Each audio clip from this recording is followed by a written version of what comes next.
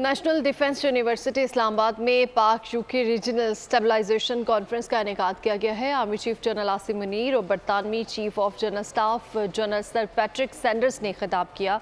दोनों फौजी सरबराहान की मुलाकात भी हुई। दो तरफा दिफाई ताल्लुकात को मजीद फ़रोग देने पर तबादला ख्याल किया गया।